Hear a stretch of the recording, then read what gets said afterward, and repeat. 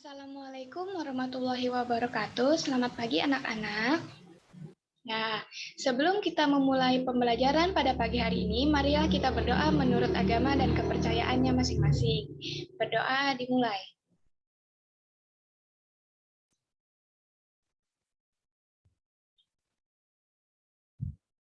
Berdoa selesai. Ya, bagaimana kabar anak-anak pada pagi hari ini?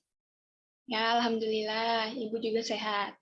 Oke, kita melakukan presensi. Apakah semuanya sudah masuk ke dalam Zoom meeting? Tidak ada yang izin? Oke, baik. Di minggu kemarin kita sudah mempelajari apa? Ada yang ingat? Benar, kita sudah mempelajari teks resensi.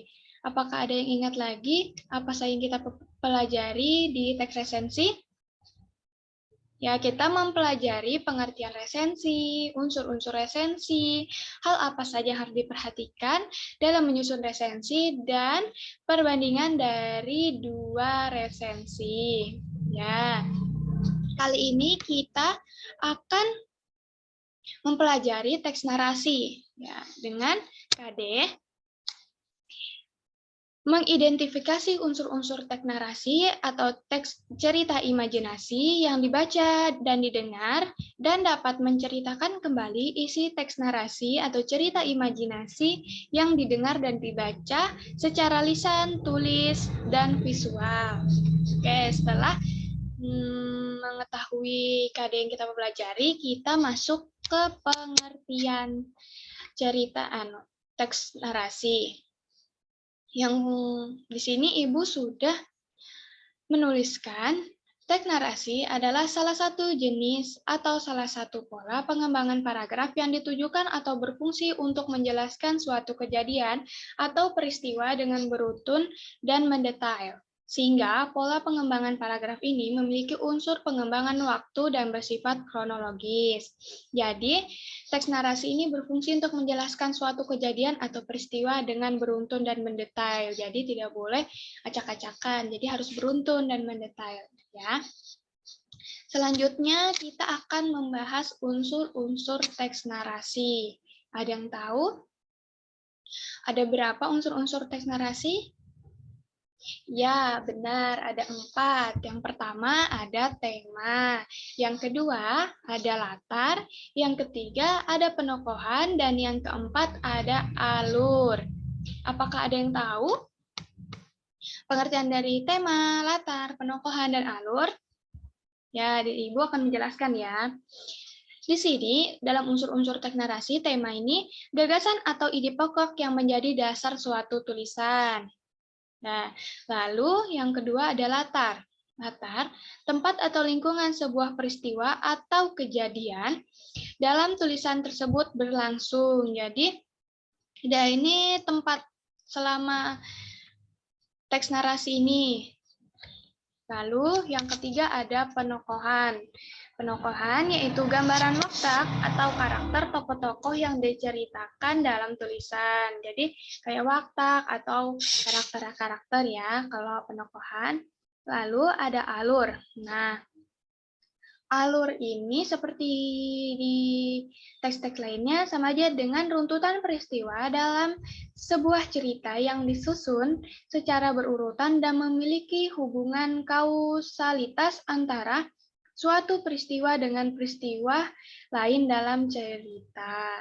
Oke, udah yang dipahami. Kalau tema itu gagasan ide pokok, kalau latar tempat atau lingkungan sebuah peristiwa, baru penokohan ini gambaran watak atau karakter dari cerita. Kalau alur ini runtutan peristiwa. Nah, jadi jalannya cerita alurnya ini alur apa gitu. Oke, jika tidak ditanyakan dan sudah paham, Ibu beralih ke struktur. Struktur dari teks narasi ini juga ada 4. Ya, coba jelaskan. Ya, yang pertama ada orientasi, yang kedua ada komplikasi, yang ketiga ada resolusi, dan yang keempat ada koda. Nah, Ibu jelaskan ya. Dari orientasi ini, teks narasi pada bagian orientasi berisi pengenalan tokoh, setting, latar. Itu memuat waktu, tempat, dan suasana. Bagian orientasi berada pada urutan pertama atau awalan dalam suatu cerita, sehingga pada bagian orientasi perlu dikemas secara menarik. Tujuan dari orientasi untuk menarik perhatian pembaca untuk mengetahui isi seluruh cerita. Nah, intinya orientasi ini dibuat semenarik mungkin agar pembaca itu tertarik ingin membaca isi teks tersebut. Lalu yang kedua ada komplikasi. Teks narasi pada bagian komplikasi berisi pokok permasalahan atau konflik dalam cerita. Nah, pada bagian komplikasi dimulai dengan pengenalan konflik atau jalan cerita, mulai diketahui sampai menuju konflik yang lebih kompleks. Tujuan dari komplikasi untuk menunjukkan konflik atau masalah dalam cerita kepada pembaca. Jadi ini masalah di dalam cerita atau teks. Lalu resolusi, yang ketiga, teks narasi pada bagian resolusi berisi penyelesaian masalah atau konflik cerita. Pada bagian resolusi menceritakan kejadian yang akan selesai. Jadi kayak penyelesaian masalah lah resolusi ini. Lalu yang keempat ada koda. Teks narasi pada bagian koda berisi akhir cerita atau ending. Dapat berupa akhir cerita sedih ataupun bahagia. Tujuan koda dalam teks narasi untuk menunjukkan akhir cerita sehingga pembaca dapat menarik pesan atau amanat dari cerita. Jadi koda ini yang terakhir. Ini berisi endingnya, entah sedih maupun bahagia. Nah, lalu juga pembaca ini bisa mengambil amanat dari teks tersebut. Nah, Ibu mempunyai salah satu contoh teks narasi. Ibu bacakan ya. Hari ini cuaca di sekolah Ana sangat panas dan sinar matahari bersinar terik. Semua anak tampak lesu karena siang ini mereka harus mengikuti pelajaran olahraga. Saat sedang mengambil pakaian olahraga dari dalam loker, tiba-tiba teman Ana, yakni Rara dan Caca mendekatinya dan membisikkan sesuatu. Ana, ngapain sih ambil seragam olahraga? Mending kita pura-pura sakit aja yuk, biar bisa bolos pelajaran, bisik Rara. Iya, cuacanya panas banget loh. Aku malas kalau nanti keringatan banyak. Hi, pasti lengket banget, timpal Caca. Ana menghela napas lalu menggeleng tegas. Guys, gak boleh begitu dong. Pak Guru aja semangat loh buat ngajar kita biarpun cuacanya panas gini. Masa muridnya malah lesu gitu? Lagi pula, nanti kalau kalian beneran sakit gimana? Mendengar ucapan Ana, Caca dan Rara merasa kesal. Mereka lalu meninggalkan Ana. Dasar gak asik, teriak Caca. Akhirnya, pelajaran pun dimulai. Anak-anak yang mengikuti pelajaran olahraga membentuk beberapa tim basket dan saling bertanding. Dengan bersemangat, Ana mendribel, mengoper, dan melakukan tembakan ke dalam ring basket. Ia berhasil menyetak poin sehingga timnya menang. Guru dan teman-temannya pun memuji kemampuannya. Caca dan Rara yang melihat hal itu dari kejauhan merasa malu, sehingga bertekad menjadi siswa yang jujur dan mengikuti pelajaran dengan bersemangat seperti Ana. Ya, tidak boleh seperti itu ya anak-anak. Kita tuh harus seperti Ana, mengikuti pembelajaran. Nggak boleh kayak Caca dan Rara pura-pura sakit. Oke.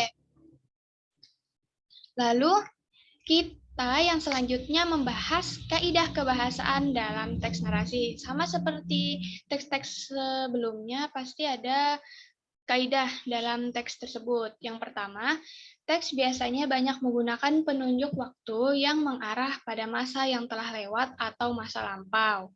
Lalu, yang kedua, menggunakan konjungsi kronologis, sehingga menggunakan kata hubung yang memberi informasi mengenai urutan waktu atau kronologi. Lalu, yang ketiga, penggunaan kata yang menggambarkan atau menyatakan suatu tindakan.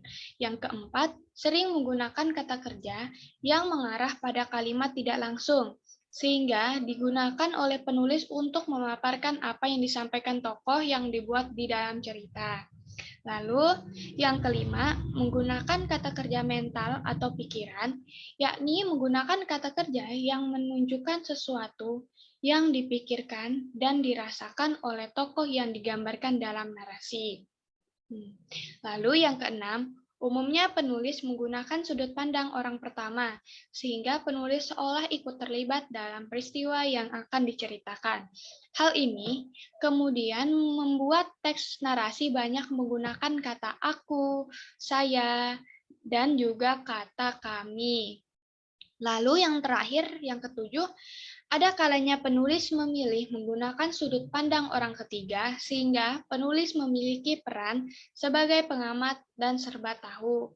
Semua yang dipikirkan dan dilakukan setiap tokoh di dalam cerita diketahui penulis dan tersampaikan oleh pembaca.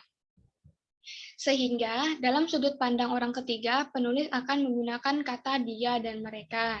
Nah, itu 7 kaidah kebahasaan teks narasi. Dipahami anak-anak, misalkan ada soal nanti bisa menjawabnya. Ada 7. Lalu kita akan berlanjut ke kalimat langsung dan tidak langsung. Apa sih kalimat langsung dan tidak langsung? Nah, di sini sebuah tulisan atau teks biasanya mengandung kalimat langsung dan kalimat tidak langsung. Berdasarkan pengertian secara umum, kalimat langsung adalah kalimat yang menirukan apa yang disampaikan secara cermat. Sementara kalimat tidak langsung adalah kalimat yang melaporkan apa yang diujarkan orang lain, seperti dikutip dari buku Bahasa Indonesia tulisan Yohani Jones. Kalimat langsung biasanya disertai dengan tanda kutip berupa kalimat tanya, kalimat berita, atau kalimat perintah. Sementara bagian kutipan dalam kalimat tidak langsung semuanya berupa kalimat berita. Nah, jadi sudah tahu ya apa saja perbedaan dari kalimat langsung dan tidak langsung. Apa saja perbedaannya? Ya, kalau kalimat langsung itu biasanya tanda kutipnya berupa tanda kalimat tanya, kalimat berita, atau kalimat perintah. Kalau misalnya kalimat tidak langsung itu cuma kalimat berita. Kalimat tidak langsung, bukan kalimat langsung ya. Nah, lalu kita menceritakan kembali isi teks narasi. Menceritakan kembali isi cerita imajinasi dengan kalimat sendiri merupakan langkah awal untuk berlatih menulis kreatif. Berikut beberapa hal yang perlu kalian perhatikan dalam menulis kembali isi cerita yang akan kalian buat. Ya, dipahami anak-anak, diperhatikan yang Ibu jelaskan. Yang pertama, 1. Pencerita berposisi sebagai orang ketiga. Yang kedua, cerita tersebut sesuai dengan isi cerita dan jangan menambah dengan ide kalian sendiri.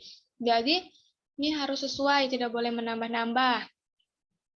Yang ketiga, cerita sesuai dengan alur atau urutan peristiwa cerita yang kalian baca. Harus sesuai.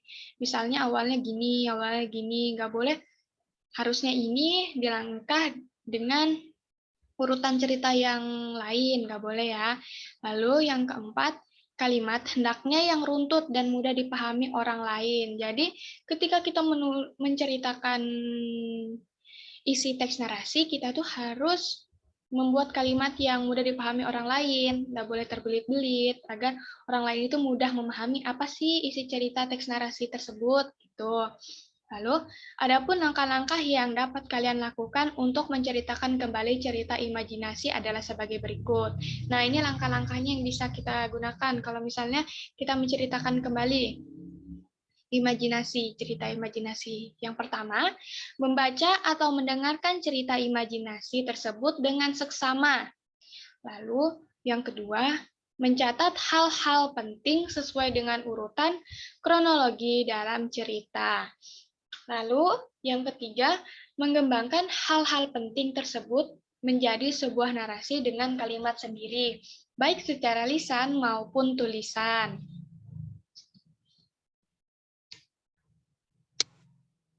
Nah, di sini Ibu mempunyai teks narasi lagi. Yang tadi kan tentang apa tadi? tentang di sekolah. Nah, kalau ini tentang keluarga Cemara. Nanti setelah itu kita mencari struktur-struktur yang ada di dalam teks tersebut. Tadi struktur teks narasi ada berapa? Ada 4. Jadi kita nyari. Yang pertama ada orientasi, yang kedua komplikasi, yang ketiga resolusi, dan yang terakhir ada koda. Oke. Gue bacakan ya. Keluarga Cemara. Ara adalah nama panggilanku. Nama panjangku adalah Cemara. Bapak yang memberiku nama Cemara. Aku mempunyai seorang ibu yang sangat baik. Aku juga mempunyai kakak perempuan yang cantik dan baik, walaupun ia terkadang suka marah. Aku bersyukur karena diberi keluarga yang harmonis dan serba berkecukupan. Namun, kondisi menjadi berbalik ketika rekan kerja Bapak mengkhianati Bapak. Seluruh aset perusahaan dan harta pribadi keluarga kami berhasil direbut olehnya. Kondisi ini membuat aku dan keluarga harus pindah ke desa, di rumah peninggalan kakek. Rumahnya kecil, kalau hujan sering bocor, letaknya di tengah sawah. Hampir tidak ada yang bisa dibanggakan dari rumah peninggalan kakek ini. Bukan seorang bapak namanya kalau putus asa di tengah jalan. Di tengah kondisi ini, Bapak selalu menghibur dan mengayomi kami di tengah kondisi kami yang sangat jauh berbeda dengan yang dulu. Bapak selalu tersenyum dan mengatakan bahwa Bapak akan berusaha untuk mengembalikan kehidupan kami seperti dulu. Bapak selalu kelihatan tegar dan penuh semangat. Bapak memulai lagi usahanya. Setiap hari, Bapak berangkat sangat pagi dan pulang larut malam. Semua itu Bapak lakukan untuk menepati janjinya kepada kami untuk mengembalikan kehidupan kami seperti dahulu. Hasil memang tidak akan mengkhianati usaha. Perlahan, Bapak mampu mengembalikan apa yang pernah hilang. Berkat kegigihan dan ketekunan Bapak, akhirnya kami sekeluarga dapat mendapatkan kehidupan yang lebih layak. Sebuah kehidupan yang pernah diberikan untuk keluarga kami, direbut oleh orang jahat dan akhirnya kembali lagi kepada kami. Ya. Di sini yang masuk orientasi yang mana ya? Ada yang bisa menjawab?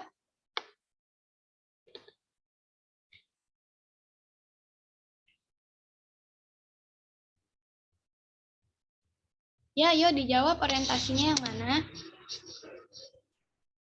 Ya, orientasinya itu dari Ara adalah nama panggilanku, nama panjangku adalah Cemara, Bapak yang memberiku nama Cemara.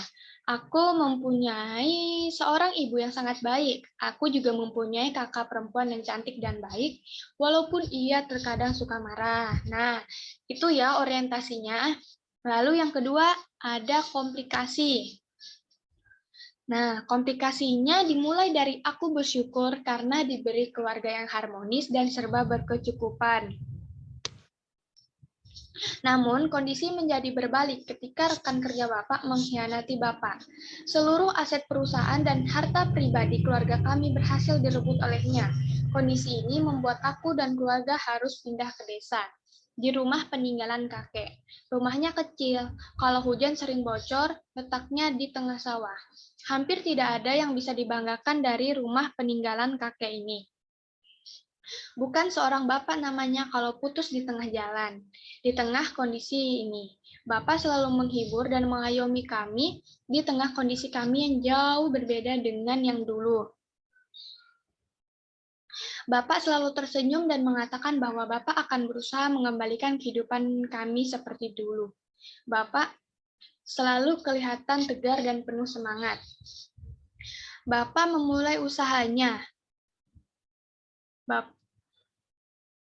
Ya, salah Ibu, cuman yang komplikasi ini cuman sampai Bapak selalu kelihatan tegar dan penuh semangat. Ibu juga semangat membacakannya, jadi salah. Nah, selanjutnya ada resolusi. Resolusinya ini dimulai dari Bapak memulai usahanya. Setiap hari Bapak berangkat sangat pagi dan pulang larut malam.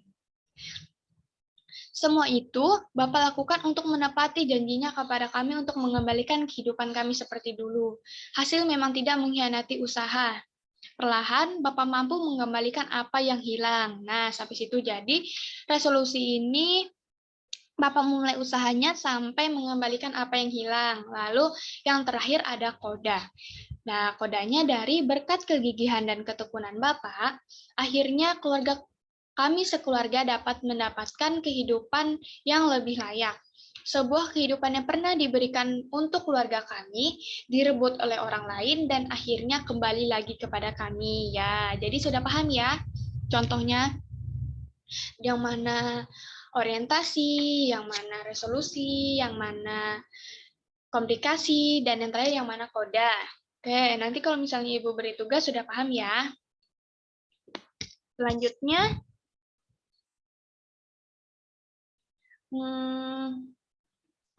kita masuk ke kesimpulan nih. Jadi, kesimpulannya adalah teks narasi adalah jenis teks yang menyajikan serangkaian peristiwa kejadian dan disusun secara kronologis sesuai urutan waktunya. Peristiwa itu benar-benar terjadi, tetapi bisa juga hanya khayalan saja. Dalam teks narasi terdapat 4 struktur, yaitu tadi yang pertama orientasi, yang kedua komunikasi, yang ketiga resolusi, dan yang keempat adalah koda. Lalu terdapat unsur-unsur dan kaidah kebahasan teks narasi yang membedakan dengan teks yang lain. Oke, apakah ada pertanyaan atau kurang memahami materi ini? Silakan ditanyakan ya kalau memang ada yang kurang paham. Ada tidak? Oh, tidak ada. Kalau misalnya ada, nanti bisa ditanyakan ke Ibu lewat grup WhatsApp ya, anak-anak. Oke. Di minggu selanjutnya, kita akan mempelajari tentang teks eksposisi. Mohon dipelajari ya anak-anak. Biar minggu depan kita langsung membahas-bahas aja yang ada di dalam teks eksposisi. Lanjut, yang kalian tunggu-tunggu ada penugasan. Di sini, Ibu mempunyai 5 soal. Nah, soal ini akan dikumpulkan minggu depan saat kita membahas teks eksposisi. Sebelumnya kita akan membahas soal ini dulu. Ada 5. Ya. Yang pertama, tema fantasi adalah unsur cerita yang menjadi pesan pengarang melalui cerita disebut. Berdasarkan latar cerita, cerita fantasi dibedakan menjadi 3 kategori, yaitu lalu yang keempat, rangkaian peristiwa dalam cerita digerakkan dengan hukum. 5. Cerita fiksi bergenre dunia imajinatif yang diciptakan penulis dan menceritakan hal yang tidak mungkin dijadikan biasa disebut. Nah, oke, teman-teman, tugasnya dikumpul minggu depan. Ya, jika tidak ada pertanyaan, Ibu tutup pembelajaran pada pagi hari ini. Terima kasih anak-anak sudah mengikuti pembelajaran pada pagi hari ini dengan seksama. Nah, jangan putus semangat ya anak-anak, kita harus selalu belajar untuk mendapatkan pengalaman yang baru dan mendapatkan ilmu yang bermanfaat. Nah, jangan putus semangat, pokoknya tugasnya minggu depan harus dikumpulkan, jangan ada yang lupa mengerjakan. Oke, sekian dari Ibu. Sebelum kita menutup pembelajaran pada pagi hari ini, marilah kita berdoa menurut agama dan kepercayaan masing-masing. Berdoa dimulai.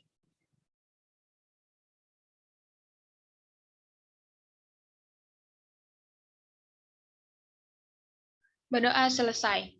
Ya, sekian dari Ibu. Kurang lebihnya mohon maaf. Wassalamualaikum warahmatullahi wabarakatuh.